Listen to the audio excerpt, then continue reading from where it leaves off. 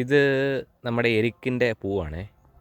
ഞങ്ങൾ ഇവിടേക്ക് ഇത് ശിവൻ്റെ അമ്പലത്തിൽ മാല കെട്ടാൻ വേണ്ടി ഉപയോഗിക്കുന്നതാണ്. അതുപോലെ തന്നെ ഇതിൻ്റെ ഞാൻ ആദ്യമായിട്ടാണ് കാണുന്നത്. ഈ പൂ കാണുമ്പം കുറച്ച് പേർക്കൊക്കെ മനസ്സിലായി കാണും ഇത് ഏത് ചെടിയുടെ പൂവാണെന്ന്. ഞാൻ ഇതിൻ്റെ കായൂടെ കാണിച്ചിടാം, അന്നേരം കുറച്ചുകൂടെ പെട്ടെന്ന് മനസ്സിലാവുകയെ. ഇത് 90s കിഡ്സിനൊക്കെ വല്ലാത്തൊരു നൊസ്റ്റാൾജിക് മെമ്മറി തന്നെയാണേ. കിളിക്കാമ്പെട്ടിയെന്ന് പറയുന്ന ചെടിയാണ് ഇത്. അതുപോലെ ഇത് കമ്മ്യൂണിസ്റ്റ് പച്ചയാണേ.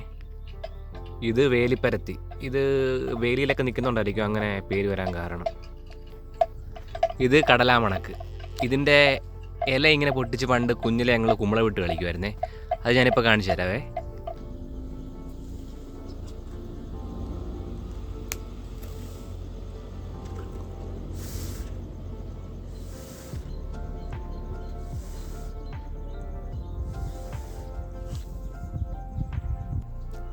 ഇത് മലയാളികളുടെ സ്വകാര്യ അഹങ്കാരമായ തുമ്പപ്പൂ. ഇത് ചെമ്പകം. പിന്നെ പേരറിയാത്ത കുറച്ച് ചെടി ഇവിടെ കാണിച്ചു തരാവേ.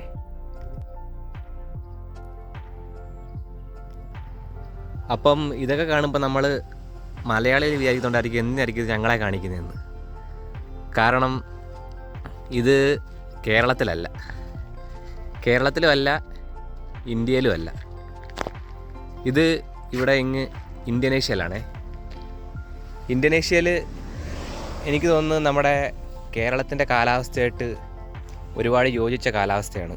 അതായത് ട്രോപ്പിക്കൽ കാലാവസ്ഥയാണ്. നല്ല രീതിക്ക് ചൂടും അത്യാവശ്യം